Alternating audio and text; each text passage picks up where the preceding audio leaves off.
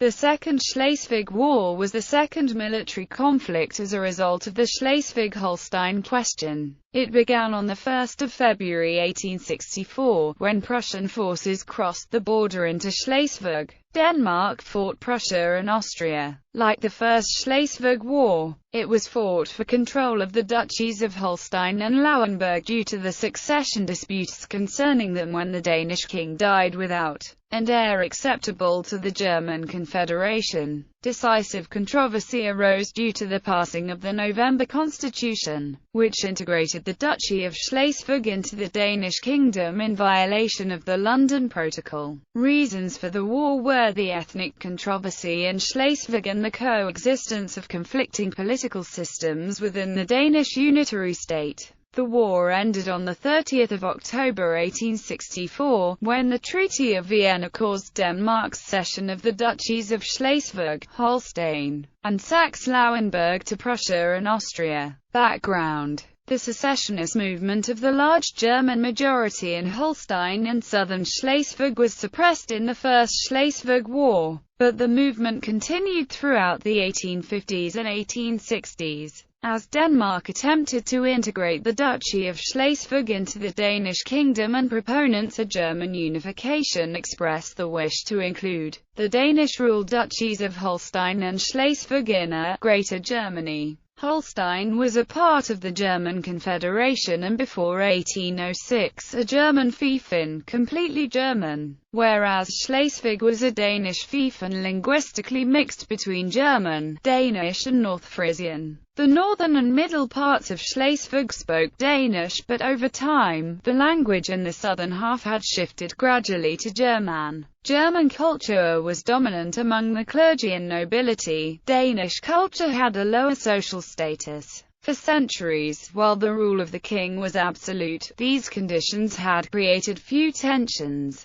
When ideas of democracy spread and nationalist currents emerged about 1820, identification was mixed between Danish and German. To avoid that expense, Prussia planned the Kiel Canal, which could not be built so long as Denmark ruled Holstein. Much of the dispute focused on the heir of King Frederick VII of Denmark. In general terms, the Germans of Holstein and Schleswig supported the House of Augustenburg, a cadet branch of the Danish royal family. But the average Dane considered them too German and preferred the rival Glücksburg branch, with Prince Christian of Glücksburg as the new sovereign. Prince Christian had served on the Danish side in the First Schleswig War in 1848 to 1851. At the time, the King of Denmark was also Duke of the Duchies of Holstein and Schleswig. In 1848, Denmark had received its first free constitution and at the same time had fought a civil war with the Germans of Schleswig-Holstein in which Prussia had intervened.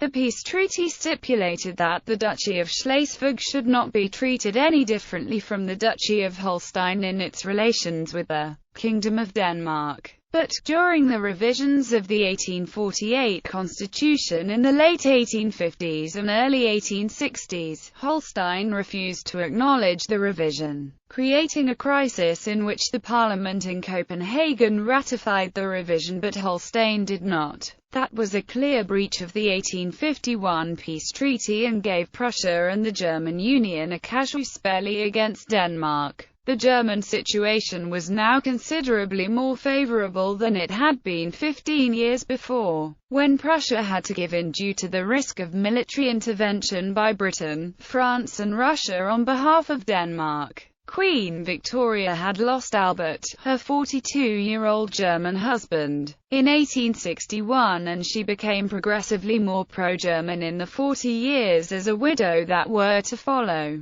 France had colonial problems, not least with Britain. Bismarck had effectively neutralized Russia politically and succeeded in obtaining cooperation from Austria, which underlined its major power status within the German Union. Constitutional crisis. The adoption of the Constitution of Denmark in 1849 complicated matters further, as many Danes wished for the new democratic constitution to apply to all Danes, including those in Schleswig. The constitutions of Holstein and Schleswig were dominated by the estate system, giving more power to the most affluent members of society, with the result that both Schleswig and Holstein were politically dominated by a predominantly German class of landowners. Thus two systems of government coexisted within the same state: democracy in Denmark, and absolutism in Schleswig and Holstein. The three units were governed by one cabinet, comprising liberal Danish ministers, who urged economic and social reforms, and conservative ministers of the Holstein nobility, who opposed political reform. This caused a deadlock for practical lawmaking. Moreover, Danish opponents of this so-called unitary state feared that Holstein's presence in the government and simultaneous membership of the German Confederation would lead to increased German interference with Schleswig, and even in purely Danish affairs. In Copenhagen, the palace and most of the administration supported a strict adherence to the status quo. The same applied to foreign powers, such as Great Britain, France and Russia, who would not accept a weakened Denmark in favor of Germany, nor a Prussia that had acquired Holstein with the important naval harbour of Kiel that controlled the entrance to the Baltic. In 1858, the German Confederation deposed the Union Constitution of the Danish monarchy concerning Holstein and Lauenburg, which were members of the Confederation. The two duchies were henceforth without any constitution, while the Union Constitution still applied to Schleswig and Denmark proper. As the heirless King Frederick VII grew older, Denmark's successive national liberal cabinets became increasingly focused on maintaining control of Schleswig following the king's demise. The king died in 1863 at a particularly critical time. Work on the November Constitution for the joint affairs of Denmark and Schleswig had just been completed, with the draft awaiting his signature. The new king, Christian IX, felt compelled to sign the draft constitution on the 18th of November 1863, although expressing grave concerns in the process. This action caused outrage among the duchy's German population, and a resolution was passed by the German Confederation at the initiative of the Prussian Prime Minister Otto von Bismarck, calling for the occupation of Holstein by Confederate forces. The Danish government abandoned Holstein and pulled the Danish army back to the border between Schleswig and Holstein. Most of it fortified itself behind the Danevirke. This order to retreat without combat caused adverse comment among some Danish private soldiers, but the military circumstances made it wise to shorten the frontier needed to be defended. Also, as the administrations of Holstein and Lauenburg were members of the German Confederation, not pulling back might have caused a severe political crisis and perhaps war. Strategy. There were so-called flank positions near Ebeltoft, the fortified city of Fredericia, and Dibel in the south, designed to support the strategy of defending the peninsula of Jutland along the north-south axis, using naval supremacy to move the army north-south and hence trap an invading army in futile marches between these flank positions. This would deny the invader the chance of forcing the defenders into a decisive battle, and give the defenders the opportunity to swiftly mass and counter-attack weak enemy positions, besieging forces, or divided forces by shifting weight by sea transport.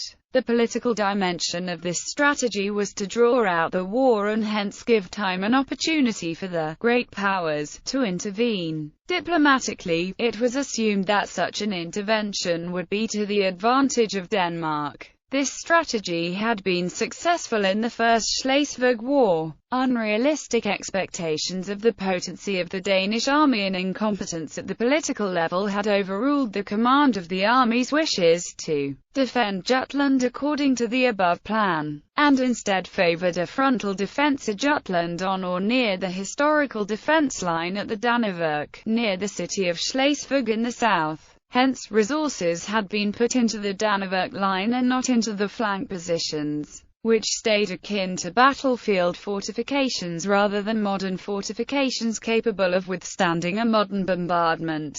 The problem with the Danevirke line was that perhaps it was relatively strong against a frontal assault but leaned on bodies of water or marshes at both ends. In early 1864, these waters and marshes froze solid in a hard winter and let the Germans bypass the Danevirke. The first attempt to bypass the position failed near Missunde, but eventually the Germans appeared in force in the Danevirke's rear, compelling the Danish High Command to order the line abandoned. As this decision was taken in violation of direct orders from the Danish government and in opposition to public opinion in Denmark, General de Meze was relieved of his command and replaced by the more loyal General Gerlach. The Danish army then occupied another fortified line called the Old Dibel. This position did not bar the entrance to Jutland, but only the tip of a peninsula jutting into the Baltic Sea. There is little doubt that the command of the army did not believe that they could successfully repulse a well-prepared German siege and consequent assault on the Dibel position, and assumed that the political level would let the army be evacuated by sea and then fight the war on the principles of the North-South Axis strategy. But the political level did not appreciate the gravity of the situation, insisting on maintaining military presence in Schleswig and at the same time refused more modest German demands for peace. Hence the army was ordered to defend the Dibel position to the last man, and consequently the siege of Dibel began. Communications in the area. The only railways in 1864 in Denmark north of the Kongear were a line in Sjælland from Copenhagen to Korsør, and one in northern Jutland from Aarhus to the northwest. Any reinforcements for the Danevirke from Copenhagen would have gone by rail to Korsør and thence by ship to Flensburg, taking 2 or 3 days, if not hindered by storm or sea ice. There was a good railway system in the duchies, but not further north than Flensburg and Husum. Schleswig City, Flensburg, Sonderborg, and Dibel were all connected by a road paved with crushed rock, this being the route the army took. The same road continued from Flensburg to Fredericia and Aarhus, and this was the route later taken by the Prussian army when it invaded Jutland.